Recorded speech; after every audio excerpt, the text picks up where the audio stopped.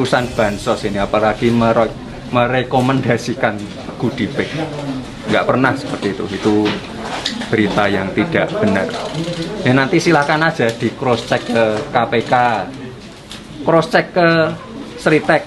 Kayaknya pihak Sritek juga sudah mengeluarkan statement. Jadi yaitu berita-berita yang tidak benar dan tidak bisa dibuktikan.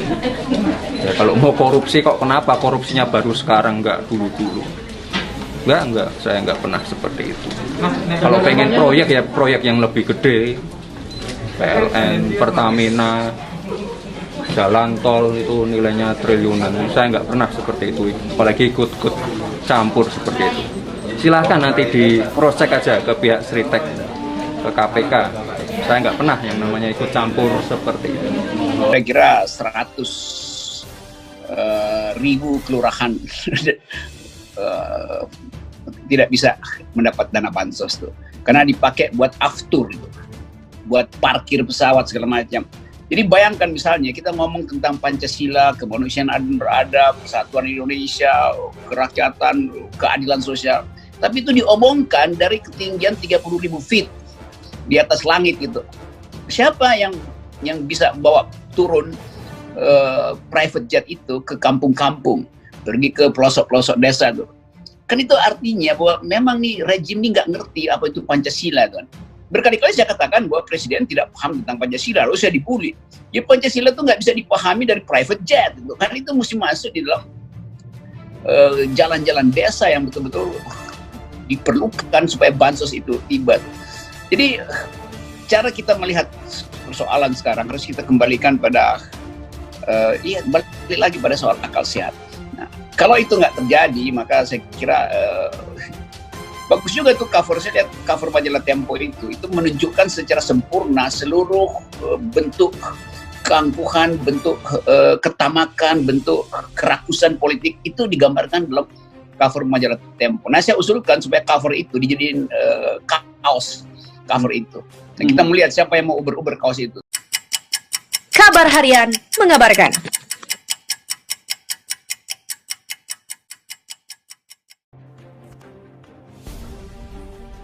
Kasus korupsi Bansos, Rocky Gerung serang pembelaan Gibran. Pengamat politik Rocky Gerung menilai bahwa pernyataan Gibran Raka Buming Raka soal kasus korupsi bantuan sosial atau Bansos Kementerian Sosial merupakan fenomena lilin. Melalui akun YouTube Rocky Gerung Official berjudul Reshuffle Kabinet Sudah Nggak Laku, Kalah Dengan Anak Pak Lurah, yang diunggah pada Selasa 22 Desember, Rocky menjelaskan bahwa lilin akan menyala terang sebelum akhirnya padam. Rocky mengatakan, ini sebetulnya adalah gejala-gejala semacam ini yang menunjukkan bahwa kekuasaan itu sekarang sedang menuju ujung. Orang yang sedang menuju ujung itu biasanya pakai energinya habis-habisan. Reaksi Gibran ini pun menurut Rocky adalah reaksi yang telah bisa diduga, karena tidak mungkin seseorang yang dituduh terlibat sebuah kasus kemudian menuduh orang lain. Namun menurut Rocky, akan tampak berjiwa besar jika Gibran mengatakan, "Oke, sangat mungkin ada peristiwa di belakang saya yang tidak saya ketahui, maka saya bersedia dipanggil." Demikian katanya. Kesan arogan kemudian terlihat dalam pernyataan anak sulung Presiden Joko Widodo ini. Dia menyatakan respon tersebut menunjukkan seseorang sedang menyembunyikan sesuatu.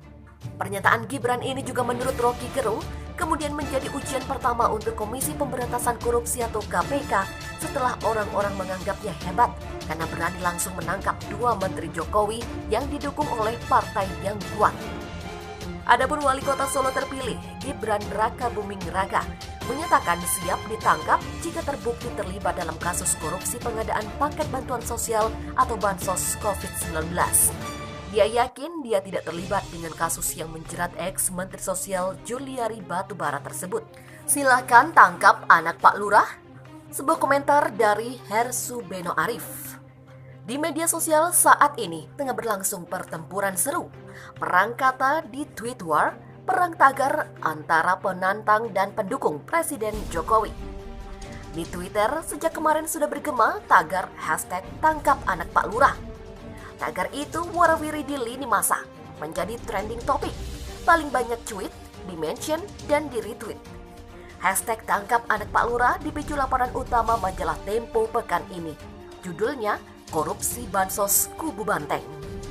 Dalam artikel Tempo disebutkan, jatah pembuatan goodie bag alias kantong kemasan untuk paket bansos milik anak Pak Lurah. Frase anak Pak Lurah ini mengacu pada Gibran, putra Jokowi yang baru saja memenangkan Pilkada Solo. Perusahaan tekstil raksasa PT Sritex mendapat jatah pembuatan 1,9 juta kantong kemasan berkat rekomendasi dari anak Pak Lurah. PDF, screenshot majalah Tempo menyebar dengan cepat di media sosial. Media-media online juga ikut rame-rame memberitakannya. Gabungan pemberitaan Tempo, pemberitaan media online yang masif, dan tagar hashtag tangkap anak Pak Lurah ini rupanya membuat gerah kubu pendukung Presiden Jokowi. Sejak Senin pagi, tagar hashtag Tempo Media Asu mulai bergema. Masuk dalam trending topik Indonesia, namun belum bisa mengalahkan hashtag tangkap anak Pak Lurah. Riuh rendahnya pemberitaan dan tagar anak Pak Lurah ini juga membuat Gibran gerah. Dia menantang agar KPK segera menangkapnya. Dia mengatakan, silakan saja tangkap kalau ada bukti. Melihat pilihan kosakata ASN, kita sesungguhnya sudah bisa menduga siapa yang bermain di belakang tagar ini. Kosakata itu khas gaya Jawa Tengahan, khususnya kota Solo. Kata itu adalah sebuah makian, menunjukkan betapa kesal dan marahnya mereka kepada majalah Tempo. Masih ingatkah saat rame-rame jelang Pilpres 2019 lalu? Bupati Boyolali Seno Samudro memaki Capres Prabowo sebagai ASX. Gara-garanya hanya karena Prabowo mengucapkan guyonan tampang Boyolali. Sebuah makian yang sangat tidak pantas terhadap seorang capres, apalagi sekarang malah jadi menhan. Mosok sih seorang menhan pembantu Jokowi dimaki ASN. Ketua DPD PDIP Jateng Bambang Wuryanto mencoba menetralisir. Menurut Bambang, makian atau pisuhan dalam bahasa Jawa itu merupakan kultur anak-anak wilayah Surakarta. Itu menunjukkan sikap yang egaliter. Anak milenial di kota-kota besar seperti Jakarta, Bandung, Jawa Timuran, apalagi luar Jawa, tidak akan menggunakan kosakata itu. Di Bandung, ada padanannya dengan objek yang sama, yakni anjing. Wajar bila mereka sangat marah dan kesal. Tempo Group dalam beberapa pekan terakhir tidak hanya menelanjangi Juliari dan PDIP, tetapi juga menyerang anak Pak Lurah. Sebelumnya, Tempo juga memaparkan data dan fakta yang berbeda seputar tewasnya 6 orang Laskar FPI di KM 50. Lantas, siapa yang bermain? Siapa yang bermain di belakang hashtag tangkap anak Pak Lurah dan siapa di belakang hashtag Tempo Media Asu? Petanya akan jelas setelah nanti big datanya dibaca. Satu hal yang jelas, menjadi media yang merdeka dan independen di negeri ini semakin berat.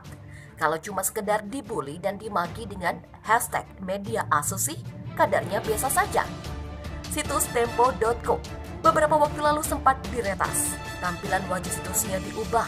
Beberapa channel YouTube yang dianggap kritis dan berada dalam kubu oposisi diblokir dan tidak bisa ditonton di Indonesia. Channel TV Front TV milik FPI juga menghilang dari beranda YouTube. Hanya bisa disaksikan menggunakan VPN atau dari luar negeri. Channel milik Hers Subeno Point juga diblokir. Untungnya, mereka yang sudah subscribe masih tetap bisa menyaksikan dan mendapat notifikasi. Tak perlu menggunakan VPN. Sementara tanda-tanda kematian demokrasi di Indonesia ada di ambang mata. Orang sudah semakin takut menyatakan pendapat. Urusannya panjang dan bisa berakhir di bui. Kebebasan menyuarakan pendapat sesungguhnya dijamin oleh konstitusi. Media yang independen bukan mengabdi pada kekuasaan merupakan indikator sehatnya demokrasi sebuah negara. Media juga disebut sebagai pilar keempat demokrasi. Pendiri harian Kompas, PK Ojong, pernah mewanti-wanti. Tugas pers bukanlah untuk menjilat penguasa, tetapi mengkritik orang yang sedang berkuasa. Melihat pilihan kosakata ASN, kita sesungguhnya sudah bisa menduga siapa yang bermain di belakang tagar ini. Kosakata itu khas gaya Jawa Tengahan, khususnya kota Solo. Kata itu adalah sebuah makian, menunjukkan betapa kesal dan marahnya mereka kepada majalah Tempo. Masih ingatkah saat rame-rame jelang Pilpres 2019 lalu? Bupati Boyolali Seno Samudro memaki Japres Prabowo sebagai ASX. Gara-garanya hanya karena Prabowo mengucapkan guyonan tampang Boyolali.